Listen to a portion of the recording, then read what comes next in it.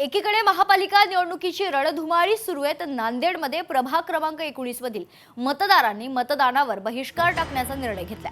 नांदेड शहरातील असर्जन भागात पाटबंधारे विभागाच्या चतुर्थ श्रेणी कर्मचाऱ्यांची वसाहत आहे। इथे जवळपास 500 मतदार आहेत, जे गेल्या 45 वर्षांपासून या ठिकाणी वास्तव्यास आहेत। मात्र आता या कर्मचाऱ्यांना घर खाली करण्याच्या नोटिसा देण्यात आल्यात। त्यामुळे येथील कर्मचाऱ्यांच्या परिवारानं मतदानावर बहिष्कार टाकण्याचा निर्णय घेतलाय। दरम्यान घराच्या मागण्या मान्य न केल्यास आम्ही सामूहिक आत्मदहन करणार असल्याचा इशारा देखील या कुटुंबियांनी दिलाय।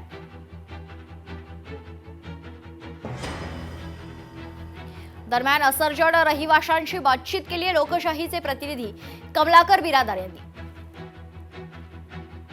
महानगरपालिकेची निवडणूक होऊ घातलेली आहे। मी आता आहे प्रभाग क्रमांक 19 मध्ये। या प्रभाग क्रमांक 19 मध्ये पाटबंधारे विभागाचे काही घरं आहेत, ज्या ठिकाणी चतुर्थ श्रेणीचे कर्मचारी यांची ती वसाहत आहे। जवळपास 500 मतदार या प्रभागामध्ये आहेत आणि या सर्व ज्यांची घरं आहेत त्यांना आता ती घरं रिकामी करण्याची नोटीस जी आहे या सर्व नागरिकांना येत आहेत। त्यामुळं या सर्वांनी अशा पद्धतीचं हे बॅनर लावलेलं आहे। ह्या बॅनरची जी आहे चर्चा नांदेडमध्ये आता मोठ्या प्रमाणात सुरू आहे। लेकरं बाळा आमचे शिकायला येतं, आमची एवढीच विनंती आहे की कुठंतरी आम्हाला जागा द्यावा, 4 पत्राची कुठंतरी हे करावं, कुठंतरी बसवा, एवढीच विनंती आहे। आम्हाला कोणी कोपऱ्यात घर देणार पाहिजे। आम्ही मंत्री लोकांना घर देतात, आम्हाला घरातून काढतात, तर हे कोणता न्याय? आम्हाला घर मिळून द्या। आम्हाला आमचं घर नाही, आम्हाला लेकर नाही, आम्हाला लेकर वाटावर येणार आहे। आमचे नवरे कामावर गेलेले आहेत, आम्ही काय करावं? नोटीसवर नोटीस आली, आम्ही कसं करावं सांगा? आम्हाला काहीतरी कुठेतरी जागा द्यावी, हीच आमची विनंती आहे। ते का आम्ही पैसे त्याचे थोडे थोडे का होईना भरायला तयार आहोत, पण आम्हाला इथंच तुम्ही जर घर दिलं तर योग्य राहील। कारण आमचे लहानाचे मोठे झालो, आमचे आई वडील इथंच गेलेले आहेत, तर आमची इतकीच विनंती आहे की आम्हाला इथं घर देण्यात यावे।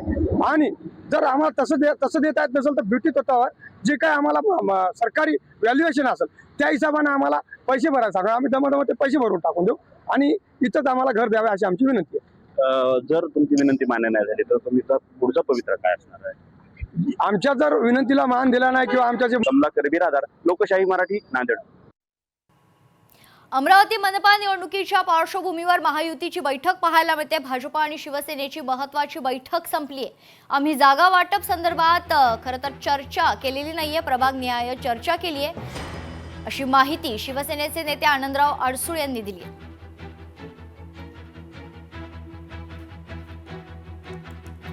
तर आगामी अमरावती महानगरपालिका निवडणुकीच्या पार्श्वभूमीवर महायुतीची महत्त्वाची बैठक संपन्न झाली आहे। भारतीय जनता पक्ष आणि शिवसेनेची महत्त्वाची बैठक नुकतीच संपली असून आम्ही यावेळी जागा वाटप संदर्भात चर्चा केलेली नसून प्रभागनिहाय चर्चा झाली असल्याची माहिती स्वतः शिवसेनेचे नेते आनंदराव अडसूळ यांनी दिली आहे।